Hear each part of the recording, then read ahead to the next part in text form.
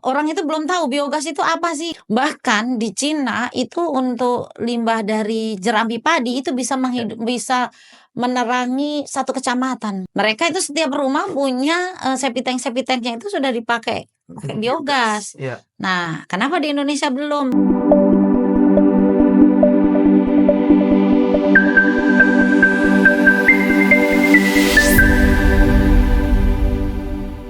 Halo guys, selamat datang di podcast Simbiosis Indonesia Grow Together Sustain Forever. Dalam episode kali ini kita akan berbincang soal biogas. Bukan barang baru, tapi dalam line up energi terbarukan, biogas masih mencari posisi yang tepat untuk masuk arus utama energi alternatif terbarukan. Hari ini kita kedatangan Ibu Dr. Sri Wahyuni SE MP, Ratu Biogas Indonesia. Oke, selamat sore ya. Selamat sore Mas gitu. Jadi perkenalkan, nama saya Dr. Sri Wahyuni. Siap. Jadi saya tuh dijuluki oleh netizen ya. Siap. Namanya Ratu Biogas gitu. Ya. Saya juga nggak nyangka gitu di Indonesia itu hanya ada saya gitu ya, Ratu Biogas gitu. Jadi mungkin saya akan menceritakan ya. Kenapa akhirnya sekarang saya dijuluki Ratu Biogas gitu. Jadi awalnya mungkin cerita tentang diri saya bahwa saya itu lahir di Kediri, Jawa Timur. Kemudian saya diajak orang tua saya transmigrasi ke Pulau Buru. Itu daerah terpencil ya, daerah bahkan dulu itu daerah pembuangan tapol ya, pembuangan tahanan politik dulu. Jadi saya tinggal di sana, SD di sana.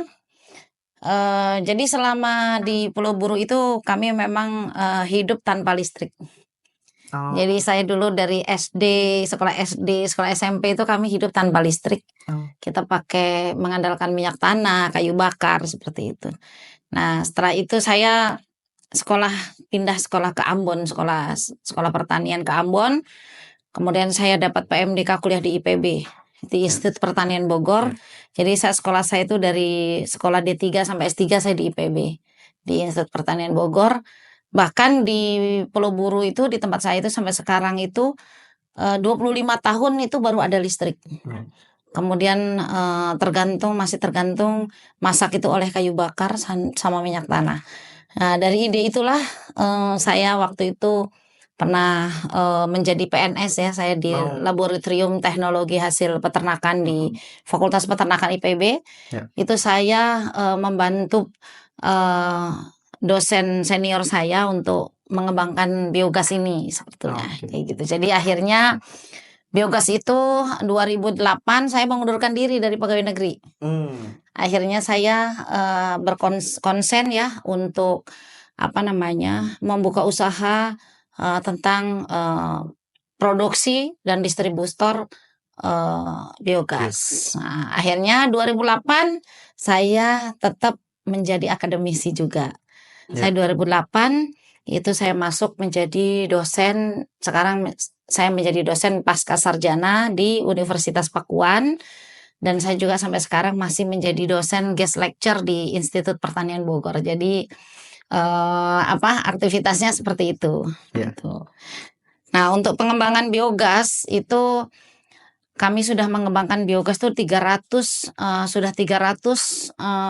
kabupaten di Indonesia. 380 kabupaten. Itu jumlahnya masih sekitar 25.000 unitan ya dari tahun 2007.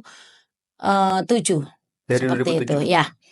Dari 2007 itu. Nah, akhirnya kami sama-sama dengan pemerintah untuk waktu itu masih zamannya Pak SBY.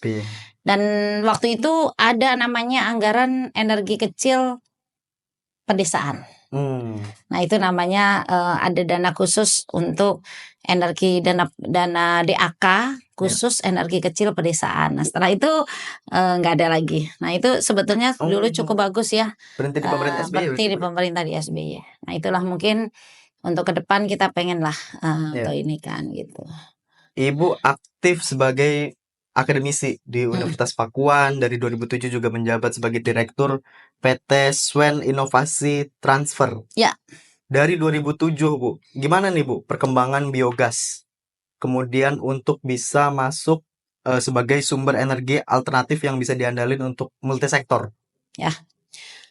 Dari 2007 itu kami mengembangkan dari beberapa sektor ya, Ya. mulai dari sektor peternakan, kemudian juga itu untuk mengolah limbahnya, Ya. mulai dari limbah kotoran ternak ya, mulai dari kotoran sapi, kotoran domba, kotoran ayam ya, kemudian kotoran kerbau, kotoran babi ya, itu semua kami jadikan untuk jadi biogas. Ya.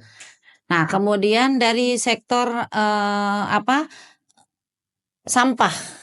Ya, saya dari zaman itu sudah membuat namanya TPS 3R. TPS 3R. Itu kita TPS itu kami pasang untuk mengolah sampah Ya. yang organik menjadi biogas, yang anorganik bisa di reuse lagi gitu. Dan sampai sekarang ini kami justru yang memasang untuk biogas dari sampah di PT Toyota Indonesia di Kerawang. Jadi di pabriknya. Ya, di pabriknya sendiri itu kami buat pengolahan sampah yang isinya 8.000 orang. Ya. Kemudian di situ ada kantin untuk memasak, sisa makanan itu semuanya kami olah untuk dijadikan energi untuk jadi listrik. Juga keluarannya udah jadi pupuk organik. Jadi di dalam pabrik Toyota itu keluar sudah zero waste, tidak ada sampah yang keluar. Udah mandiri berarti. Sudah mandiri. Nah, itu ke depan yang kita bisa harapkan. Terus yang ketiga adalah tentang kotoran manusia. Ya. Nah, kotoran manusia ini kami sudah mengembangkan biogas itu di pesantren ya. Pesantren-pesantren itu ada yang terakhir itu adalah pesantren di Jawa Timur, itu di Madura, itu di Bangkalan. Di Kabupaten Bangkalan itu yang itu, kemudian di pesantren Lirboyo Kediri, kemudian di pesantren di Tasikmalaya, terus kemudian di Ciamis, ada juga pesantren di Bogor ini di Nurul Iman ya.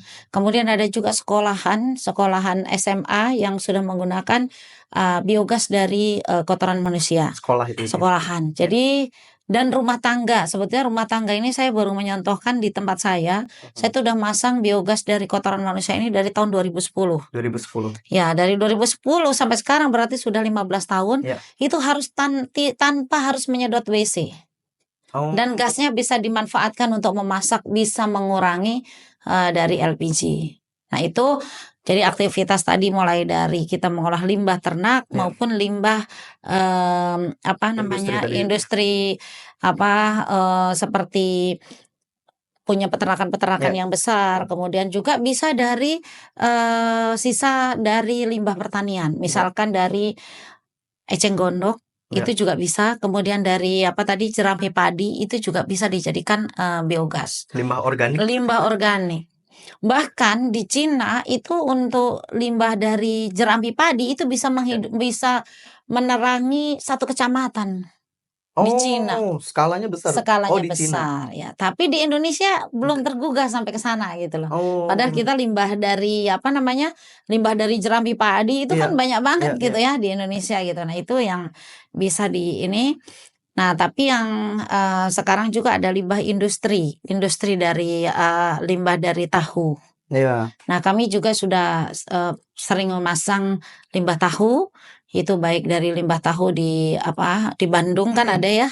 Tahu tahu Bandung itu, kemudian juga ada di sini yang tahu tempe diekspor, itu juga kami merancangkan untuk limbahnya semua dijadikan biogas, gasnya bisa dipakai untuk manfaatkan untuk industri lagi. Itu tadi di Cina itu bisa skalanya desa bahkan, Bu. Bahkan kalau di Cina itu skala desa. Jadi saya tuh alhamdulillah selama mengembangkan biogas ini saya belajar biogas ini sampai ke 5 provinsi di Cina. Jadi di sana itu kenapa di Cina itu industrinya murah ya?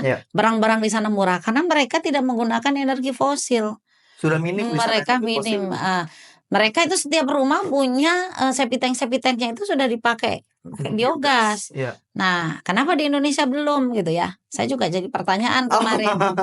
Kenapa di Indonesia kok bisa belum biogas itu tidak seperti di Cina gitu. Nah, karena di Indonesia ini daya beli Daya beli orang Indonesia untuk membeli 1 unit digester itu tidak bisa harganya kan bisa sampai 25 juta gitu Iya, ya. Kalau di iya. Cina bisa disubsidi 50%, 50%. Per 50% kepala itu. misalkan orang mau beli biodigester, 50% itu dibayar pemerintah, 50%-nya dari masyarakat yang ingin memasang biogas. Karena itu kan membantu Iya, negara juga betul, untuk betul. energi terbarukan, kemudian lingkungannya jadi bersih, mengurangi emisi untuk perubahan iklim. Nah, seperti itu. Kalau di Indonesia berarti aturan serupa untuk pengusaha EBT itu belum ada ya, Bu? Apalagi untuk biogas. Kalau untuk biogas ini memang masih jarang. Masih jarang. Ya, masih jarang ya. Yang perusahaan yang konsen ya terhadap untuk biogas, pemasangan biogas ini kita masih bisa dihitung dengan jari lah, mungkin 1 atau 2 gitu aja. Yang perusahaan hampir sama dengan punya saya itu hanya 1 atau 2 perusahaan saja. Iya. Kayak gitu. Dari 514 kabupaten Indonesia udah ada 350 kabupaten, tapi pemerintah masih belum ada tuh, Bu, berarti subsidi untuk Belum ada. masyarakat. Jadi itu pun kami masih mengandalkan sebetulnya dana-dana pemerintah, tapi memang ini harus menjadi tugas kita untuk mengedukasi bahwa orang itu belum tahu biogas itu apa sih gitu. Oke. Ya mungkin bahkan kita untuk bapak-bapak anggota-anggota DPR itu belum tahu juga semuanya biogas itu apa. Jadi makanya kita harus banyak juga mensosialisasikan Justru bahwa regulator ya. biogas ini adalah penting gitu untuk Indonesia gitu, yang ramah lingkungan dan tanpa harus pakai energi fosil, tapi kita bisa sama gitu, apinya biru sama gitu, panasnya juga lebih bagus pakai biogas gitu. Jadi seperti itu. Siap. Jadi mudah-mudahan dengan adanya ini kita bisa membuka wawasan pikiran para pemangku kebijakan. Nah, gitu. Regulatornya, Bu. Sehingga namanya energi terbarukan, ramah lingkungan dan berkelanjutan. Nah, Betul, itu yang kita betul. inginkan ya. Baik, itu tadi obrolan segmen pertama kita bersama Ibu Sri Wahyuni.